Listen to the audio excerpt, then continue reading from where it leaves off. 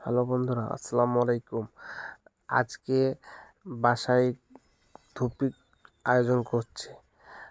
শীতে আসলে ধুপির ভাপা পিঠা কেউ বলে, আমাদের বাঙালি ভাষা অনেক, তারা কেউ ধুপি বলে, কেউ ভাপা পিঠা বলে, অনেক জায়গায় অনেক নাম। তো আসলে ধুপি বলেন বা ভাপা পিঠা বলেন, এতে আগের চাইতে এখন মনে অনেক স্বাদটা কমে গেছে। আগে সবাই মিলে একসাথে খেতাম, তো স্বাদটা অনেক ভালো ছিল। এখন সব নিজে নিজে করে খাচ্ছি, কিন্তু আগের মতন যে তৃপ্তি, আগের মতন যে স্বাদ, সেটা আর পাচ্ছি না। আসলে বাসায় সব কিছু থাকলেও আগের মতো ছোটোবেলার যে আমেজ, ছোটোবেলার যে আনন্দটা, সেটা আর এখন পাওয়া যায় না।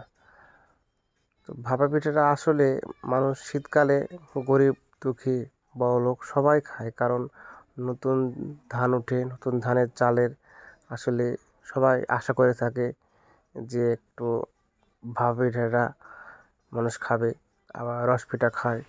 তো আমি ভাপা পিঠাটাই খেতে একটু ভালোবাসি। তারপরও মিষ্টি জিনিস আমি একটু কম খাই।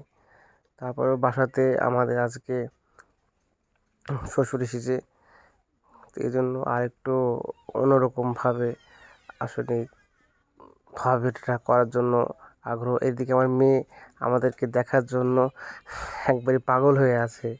সে ঘরে বসবে না ঠান্ডাতে, এই জন্য আমাকে দেখতে এসেছে। আর অবশ্যই আমাদের চ্যানেলটি লাইক, কমেন্ট, শেয়ার করবেন। আর সবাইকে ধুপি খাওয়ার দাওয়াত থাকলো, অবশ্যই আসবেন।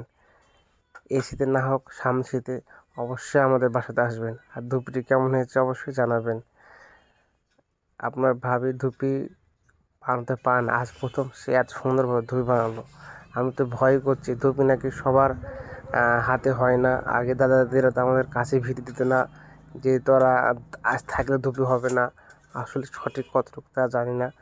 তারপর ধুপিটার চেহারা বা সুন্দরই হয়েছে আমার জানা মতে, খেতেও ভালো লাগছে।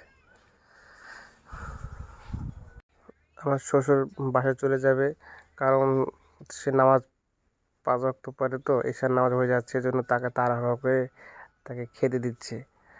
আসলে ভাপা পিঠাটা করার উদ্দেশ্য কিন্তু এটা না, উদ্দেশ্য হচ্ছে যে সবাই মিলে খাওয়ার উদ্দেশ্য।